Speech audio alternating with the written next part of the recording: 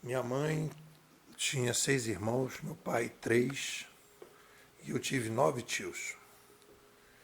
E em 2005 eu descobri que eu precisava de outros tipos de tios. Esses eram meus tios genéticos. Eu tive lá na COP, mandei um e-mail para o Marcos, ele me recebeu, Marcos Cavalcante, e aí logo depois ele me convidou para dar aula na pós. E foi ali que eu comecei a dar aula em pós-graduação, foi ali que um aluno me perguntou o que uma empresa tinha que fazer diante do digital, e foi ali que eu escolhi a minha missão. Com 50 anos, eu entendi qual era a minha vocação. Né? Fiz a escolha da minha vocação. Percebi que a minha mente balançava o rabinho quando eu dava aula, quando eu estudava, quando eu criava conceitos e colocava desafios para ela. E aí eu comecei a ter que escolher meus tios, mas não mais os tios genéticos, os tios conceituais. E o primeiro tio, sem perceber na época, né, que foi um tio fundamental, digamos assim, que foi o meu padrinho, foi o Pierre Levy. O Pierre Levy, quando eu li o livro, ele tem vários livros, mas falo do Cybercultura, Pierre Levy, ele introduziu a ideia de que a história estava mal contada, que o ser humano podia dividir a história através das mídias, oralidade, escrita, manuscrita, escrita impressa e o digital. 4 etapas, né, que vinha antes a pré-oralidade, que eram os gestos, e aí ele vai fazendo uma análise e vai dizendo que em cada etapa tinha uma característica e tal, um para muitos e agora o muitos para muitos. Então quando eu vi aquilo, eu não sabia, mas eu estava não só escolhendo um tio, mas como escolhendo um padrinho. Ele era o tio do fenômeno. Ele me definiu como é que eu tinha que analisar o fenômeno para poder ajudar e responder aquela pergunta que o meu aluno fez em 2005. Foi ali que começou a história. E aí eu escolhi meu padrinho. E eu acredito que a gente vai definindo alguns padrinhos, né? E o Pierre Levy é o meu principal padrinho. Depois eu tenho outros tios. O Thomas Kuhn, que é o artigo de hoje, é um outro tio. O Thomas Kuhn, ele tem o Thomas Kuhn me permite entender o Pierre Levy de forma diferente. Porque o Thomas Kuhn, ele vem com a ideia do paradigma. Esse eu acho que é o principal. Da mesma maneira que o Silvio Meira falou da teoria da mudança, ele fala de um conceito e aquilo ali te ajuda a perceber coisas e te facilitar a explicação para as pessoas. Então essa ideia do paradigma é o quê? O Pierre Levy introduzia na sociedade, depois eu fui descobrir que ele tinha o tio dele, que era o McLuhan, mas o Pierre Levy, para mim, foi o meu padrinho, né? Ele introduzia um novo paradigma. Um paradigma antes é o quê? A história se movimenta através da economia, a história se movimenta através das revoluções industriais, que isso é um subproduto da economia, a história se movimenta através da luta de classe, a história se movimenta através da era de Aquário, ou a história se movimenta, cada ano é um animal, é um bicho, que nem os chineses sugerem, né? E aquele filme Hair, que eu adorei, falava da era de Aquário. Então, quer dizer, a história, qual é o paradigma? E aí o Pierre Levy introduz esse paradigma, ele chega num novo paradigma. E o que o Thomas Kuhn diz é, os paradigmas são vistos de fora, os paradigmas passados, eles têm uma cara religiosa.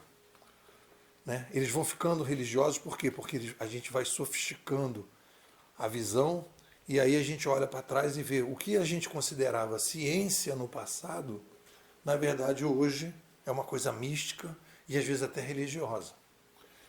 Né? Você pega, por exemplo, uma série de... você pega um judeu ortodoxo, ele não come uma série de coisas porque está escrito, né, na Bíblia, na Torá, no caso, determinadas coisas que as pessoas escreveram e transformaram a alimentação numa coisa religiosa. Porque naquela época as pessoas achavam que fazia mal, e aí então diziam, não, Deus não quer que você coma. Era uma forma de você orientar uma dieta. Aquilo é um paradigma. Um outro paradigma, se você ler outro livro, que para mim também é um livro, é um padrinho, um padrinho não, é um tio, digamos assim, é o Bill Wilson do AA. Né? Qual é o paradigma que nesse livro levar adiante? Né? O paradigma dos alcoólatras era: quem bebe tem um problema moral.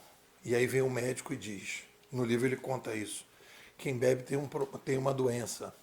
Então você mudou o paradigma em relação à bebida.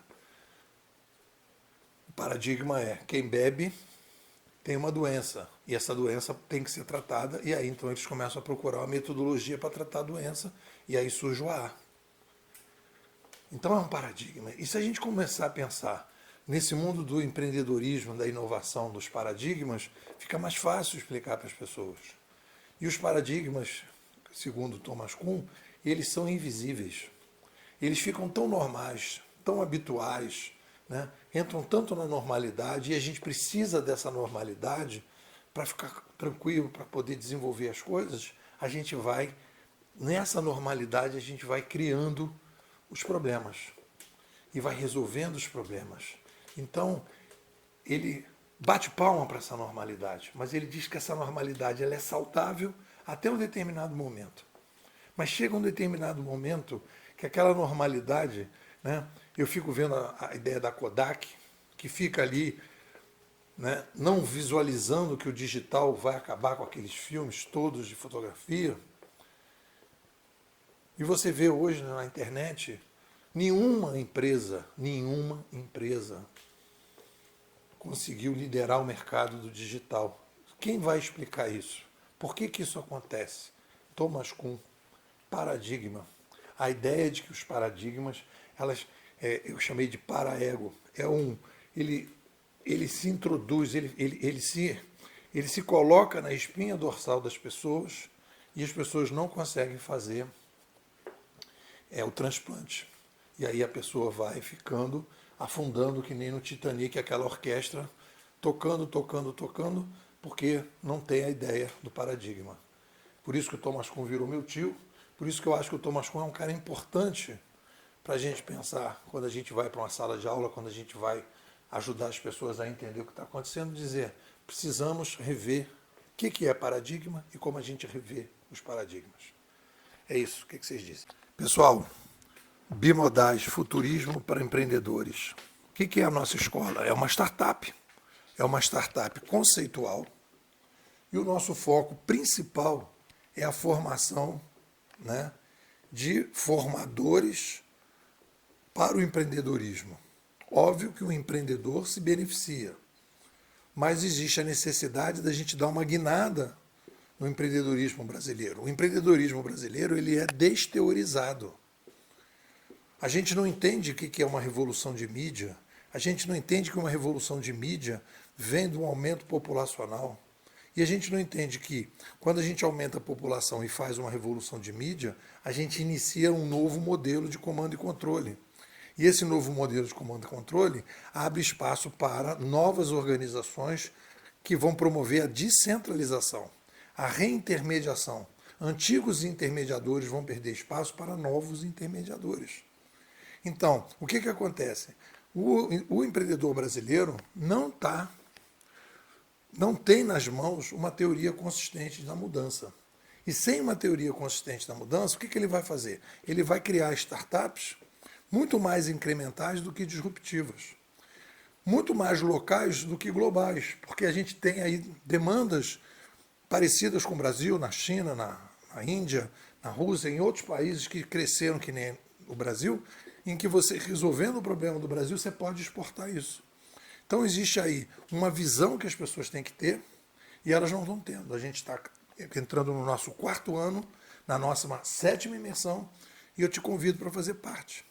Me manda um zap, 21 99 608 6422. Vou repetir, 21 99 608 6422. Nepô, quero sair de Matrix, quero ser bimodal.